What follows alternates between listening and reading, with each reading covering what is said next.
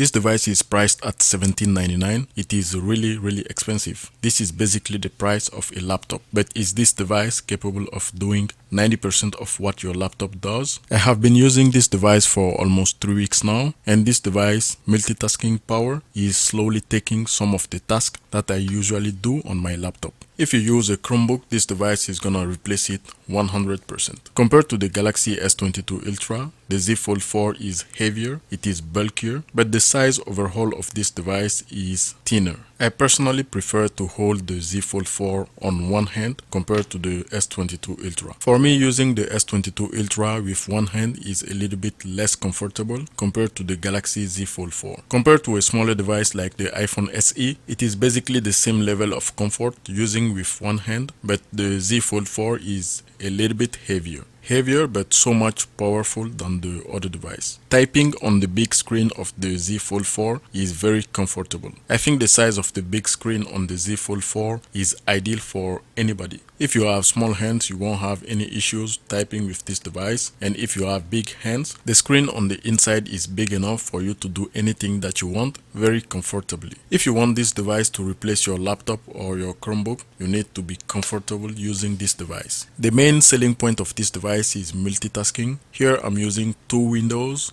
two applications at the same time. I just dropped a third application, and here you can see I have the camera app open on a floating window. The UI of this device lets you use 3 applications at the same time, but you can do much more with the S Pen. I will come back to multitasking and its limitations later. So up to now, did you notice the camera under the screen? It is more visible in some angles, but most of the time you will not notice it. The Galaxy Z Fold 4 came with a case, basically for free, thanks to Samsung credit. The case came with the S Pen that you're going to use if you want to multitask on this device, and the case also has a slot for the S Pen to go in, so you can carry your big S Pen anywhere that you go. I would have preferred the regular S Pen that we found on the Note series and now the S22 Ultra, but those S Pen do not work on this device, and Samsung is saying if you use or try to use those S Pen on this device, you're going to damage the internal screen. And yes, the other screen does not support S Pen. It is not the end of the world, but it would have been better if the other screen also supported the S Pen.